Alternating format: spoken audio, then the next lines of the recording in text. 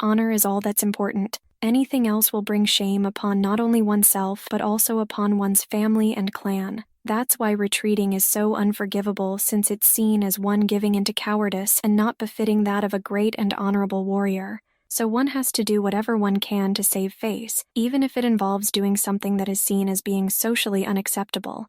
This is also done even if engaging in face saving isn't the best battlefield strategy. Greetings and welcome back to Checkpoint Gaming, Chess. With this episode, we will be going over Shogi. With Shogi, it is a relative of chess that is found in Japan that comes from the same lineage, tracing its history back to that of chaturanga. Due to this, it shares many game mechanics to not only its Western relative, but to other descendants of chaturanga as well. A major difference to that of its cousins has to do with the drop rule, which allows captured pieces to be returned to the board and thus continue the fight. With the objective of the game, it is to put the opposing player's king into checkmate, with the players taking turns alternating moving their pieces to accomplish this. This process will continue until the end of the game, with no player being able to forfeit a turn. With the nature of the Shogi board, it consists of a 9x9 grid which creates an 81 square play area, with the players being labeled as being either black or white. With their respective pieces, they're placed upon the first 3 rows of the board found in front of them. The black player is also said to be going up the board, while the white player is said to be going down the board. With those who have a dirty mind, they can take the idea of going up and going down in such an inappropriate manner. And with labeling a player as being either black or white, it is done to differentiate between the players, not as an indicator of the game pieces. On top of this, the black player is to always start the game. And since the pieces aren't color-coded as a means of differentiation and indicating who they belong to, the piece's orientation upon the board is used to determine who owns which pieces. It is worth noting that the pieces are to always point towards the opposing player with their pentagonal shape, helping to indicate their orientation. To further distinguish Shogi from its cousins, an additional action is available for players to engage in, which is to return a captured piece back onto the board. The game also comes with a little stand that is placed next to the board and is used to store the captured pieces. In addition to this, the numbers that are found upon the top of the board will denote the file, while the kanji that are found upon the right of the board will denote the rank. When it comes to recording notations for the game, both of these elements are used for that purpose. If the board that is being used comes with dots printed upon it, then there are 4 of them which are found upon the middle of the board, and they are used to indicate where the player's home territory is located, along with where the promotion zones are found.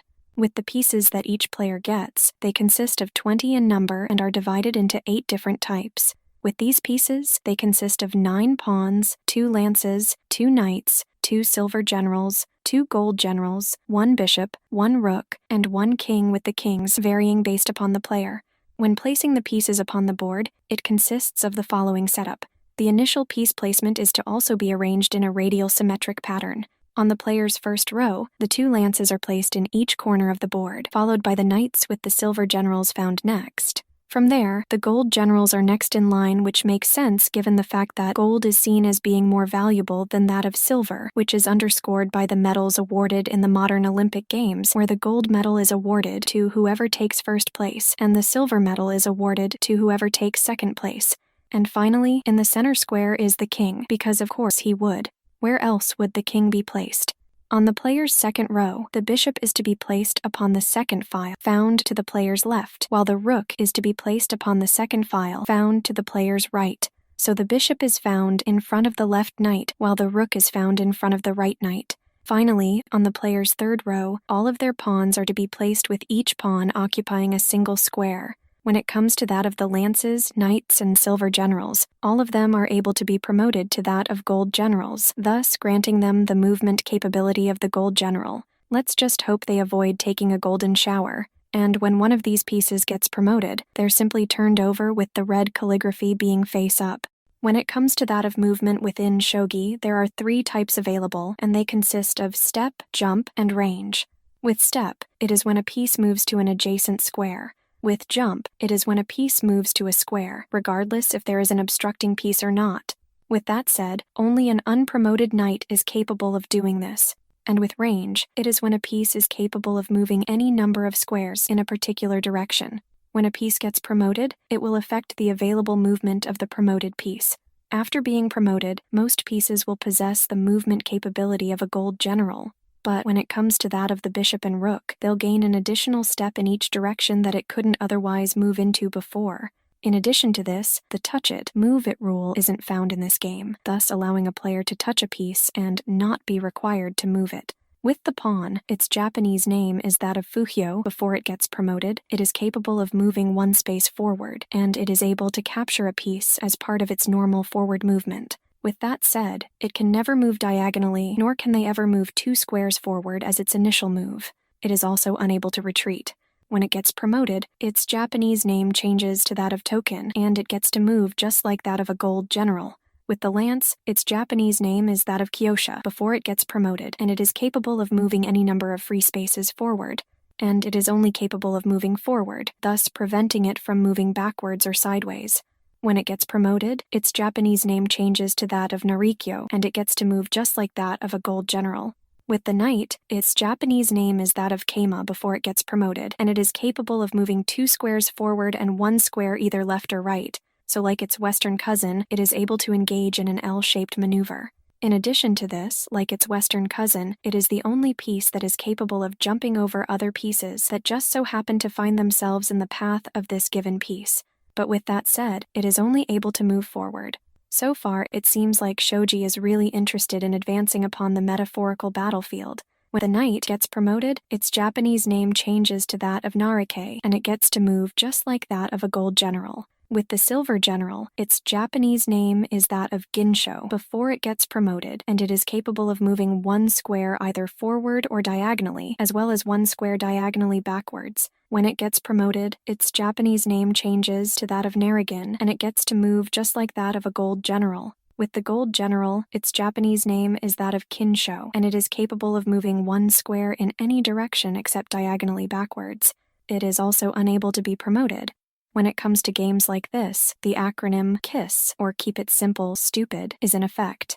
With the bishop, its Japanese name is that of Kaku or Kakugyo, for we've seen it be referred to as either in our research before it gets promoted, and it is capable of moving any number of free spaces diagonally. When it gets promoted, its Japanese name changes to that of Ryuma, and it gets to move like that of a bishop or the king, but it is incapable of doing both in a single move, thus requiring them to choose one or the other. But it is nice to have that option after getting promoted. With the rook, its Japanese name is that of Hisha before it gets promoted, and it is capable of moving any number of free squares along the file or rank. When it gets promoted, its Japanese name changes to that of Ryu, and like that of the bishop, it has 2 options available to it when it comes to that of moving, that of a rook or the king, but not both in a single move. So even though it is capable of swinging both ways, like that of a bisexual, it requires the player to choose one or the other for that given move that turn.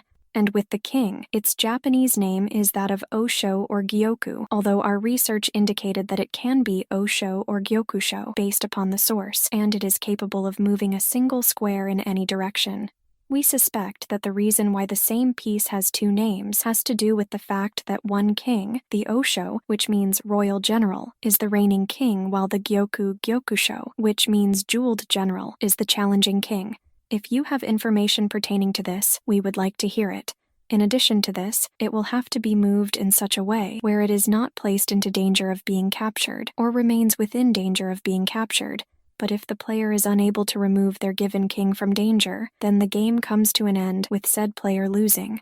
It is also unable to be promoted due to the fact that it is good to be king, so why would anyone want to willfully give that up? The only thing that comes to mind of a comparable nature to giving up such power is when Pope Benedict XVI stepped down as the Bishop of Rome, aka the Pope, aka Who's Your Daddy, and what does he do? The only possible promotion that we can think of for a king is to become that of Pharaoh, which, according to the ancient Egyptians, is a god king, but we have our doubts that such a concept of Pharaoh ever reached as far east as the Japanese imperial court. But we are open to be proven wrong here. Just provide us with evidence stating us wrong, and don't forget to cite your sources for purposes of independent verification. As touched upon earlier, pieces are capable of being promoted during the course of the game. With this promotion capability, most but not all pieces are capable of being promoted. The only pieces that are unable to be promoted are the gold general and the king. With the pieces that are able to be promoted, they have writing found upon both sides of them, where the calligraphy found in black is the unpromoted side and the calligraphy in red is the promoted side. When a piece that is able to be promoted reaches the enemy encampment, that is the 3 ranks that are found upon the opponent's side of the board, it gets promoted to its upgraded form. Another way to look at it is that when a promotable piece reaches the rows found upon the far side of the board, from their perspective and compared to that of their initial setup, will actually get the chance to be promoted. When a piece performs a move upon the board, excluding that of being dropped, and is found within the promotional zone, the player has the option of promoting said piece. This includes when a piece enters, exits, or otherwise moves throughout the enemy encampment.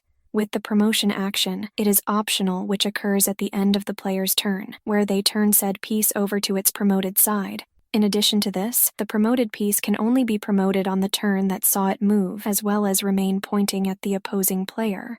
In the situation where a piece no longer has the ability to move in any future turns, then the player is forced to immediately promote it. Once promoted, a piece will remain promoted until it is either captured or the game comes to an end.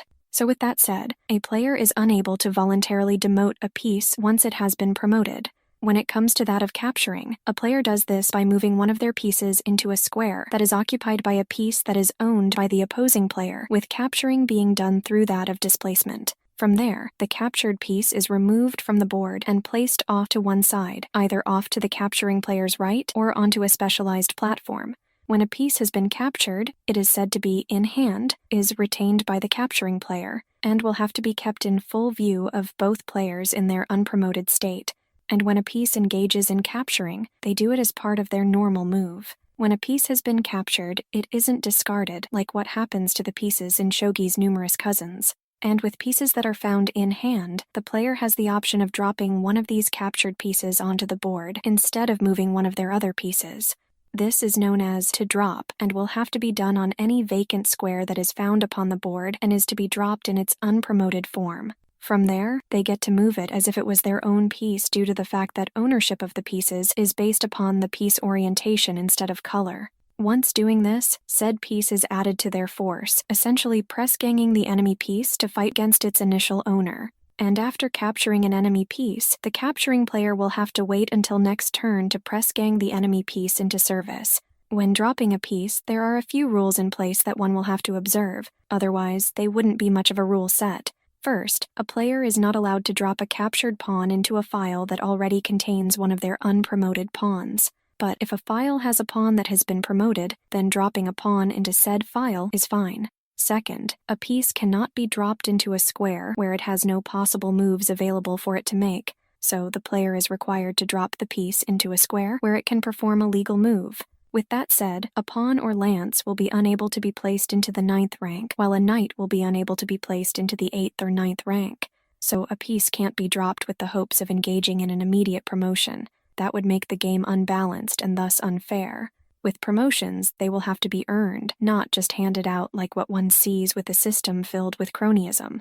But with that said, they can be placed in such a manner where it can be promoted either next turn or relatively quickly. Third, a pawn will be unable to be dropped into a square that would immediately cause the opposing king to be in check or checkmate that turn. But with that said, it is possible for a different piece to be dropped that would cause a check or checkmate to be triggered. Fourth, a piece can be dropped into a square that would protect the dropping player's king, thus canceling out a check. Fifth, when a piece is dropped, it will have to be done so in its unpromoted state, even if it was promoted when it was captured. Even if the piece was dropped in the promotion zone, it will have to remain unpromoted, having it be promoted next turn, assuming that it satisfies the promotion rules. So it can't be promoted the same turn it was dropped. And sixth, the dropped piece cannot engage in capturing the turn it was dropped. With determining who is to go first in any given game, a piece toss, which is known as furigoma in Japanese, is to be performed. In order to engage in this action, one player is to collect the 5 central pawns, followed by tossing them onto the board like that of dice. If any of the pieces land on their side, then those pieces are to be re-rolled. Depending upon how the players decide to play, the majority number of promoted or unpromoted sides will determine who will be black, and thus the attacking side, and who will be white, and thus the defending side. Once this has been completed, the tossed pawns are to be returned to their starting positions in their unpromoted state. From there, the game is able to start. During the course of the game, when a player's king is threatened with being captured, it's said that they are in check. Once in check, the player will have to engage in a move that'll protect their king during their next move, even if said player is Oliver Cromwell. And it is worth noting that the attacking player doesn't have to declare check in this situation, but it is a courtesy to warn the opposing player. In order to protect the king, the threatened player can either capture the attacking piece, move their king to a square where it is no longer in danger, or to block the attacking piece by either moving a friendly piece in the way or to drop a captured piece into an intervening square. If only Louis XIV and Marie Antoinette had such an option available instead of facing the guillotine. The king also isn't allowed to be moved into a position where it is still in danger. If only real-life kings followed this rule. But if a player finds their king in check and they're unable to perform a move to protect it, then their king is in checkmate and they have lost the game. In the situation where capture is inevitable, it is general practice for the player who will see their king being captured forfeiting the game. And if the same game position occurs 4 times during the same game with the same player engaging in these moves, said game ends in a draw. In order for 2 positions to be considered the same, the pieces that are found in the player's hands will have to be the same, along with the positions found upon the board being the same. However, if a player is able to move their king out of check, the opposing player isn't allowed to put the other player into perpetual check. With perpetual check, which is when a check is to occur on every turn, the player who is engaging in perpetual check loses the game. This can be seen as punishing players who choose to play the role of an asshole during the game. But it is possible for a game to reach an impasse where both kings have advanced into the enemy encampment and neither player is capable of putting the enemy king into check or to gain additional enemy pieces. Some documents we used also state that an impasse occurs simply when both kings are found in the enemy encampment. In this given situation, the game comes to a stop and points are to be tallied in order to determine a score. In addition to this, any promoted piece will typically be demoted for purposes of scoring. For every bishop and rook a player controls, including any captured pieces, they score 5 points to said player. With all other pieces, excluding the king, they're worth 1 point each, including any captured pieces. The king isn't worth any points, and some versions of the game don't score the promoted pieces. If a player scores less than 24 points, then they will lose the game. Otherwise, the game ends in a draw. When it comes to draws found in professional matches, they typically aren't recognized, but it can also be left up to the tournament organizers on how to handle this given situation. With the winning of a game, it is done through that of checkmate or resignation. And if a player feels like victory for them is impossible or checkmate is inevitable, they can resign. And if a player engages in an illegal move, they will automatically lose the game. With illegal moves, it is when one of the following actions occurs. A player drops a piece where it is incapable of performing a move, dropping a piece in its promoted state, dropping a pawn into a file that already possesses one of their unpromoted pawns, dropping a pawn that will cause the opposing king to be in checkmate, moving a piece into a space where it isn't legal for it to move to, and ending one's turn while their king is still in check. And if the opponent notices an illegal move, they are still able to call it out, even if the game has progressed since the illegal move was made. So basically speaking, there is no statute of limitations in place, thus allowing an illegal move to be called out, regardless of the current state of the game. But if the game comes to an end and an illegal move goes unnoticed, then the result of the game is to stand. And with some games, a post-game review can occur where both players will discuss the game and go over what happened and is led by the player who won.